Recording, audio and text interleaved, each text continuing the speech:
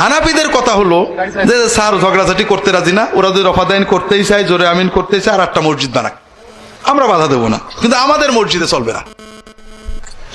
আর যারা নতুন আহলে হাদিস তাদের কথা হলো স্যার সহিহ হাদিস মানবো, এজন্য যদি মসজিদ বানাতে হয় আর একটা বানাবো। ইমানের কি জোর বোঝেন?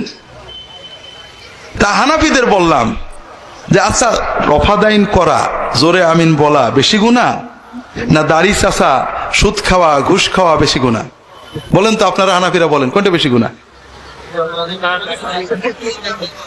আপনার মসজিদে দাড়ি চাচা নামাজ পড়ে, সুদখোর নামাজ পড়ে, ঘুষখোর নামাজ পড়ে, বিড়ির গন্ধে দাঁড়ানো যায় না, সেও নামাজ পড়ে, আপনি কারোর বলেন না যে তুই আরেকটা মসজিদ বানা, বলেন নাকি?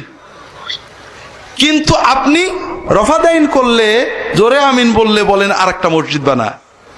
এটাকে হানাফি মযহাবের কোন কেতাবে আছে যে তোমার মসজিদে জোরে আমিন বললে, রফাদাইন করলে তাদের মসজিদে নামাজ পড়তে দিবা না? আছে নাকি? আছে।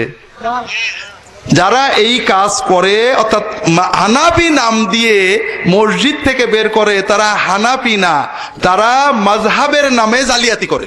মাযহাবের কোনো কেতাবে নেই যে মসজিদে কেউ অন্য মাযহাবের নামাজ পড়লে বের করিতে। বরং আমার একটা ছোট্ট বই আছে, এখানে আছে, সেটা হলো সালাতের ভিতরে হাত কোথায় বাঁধবেন।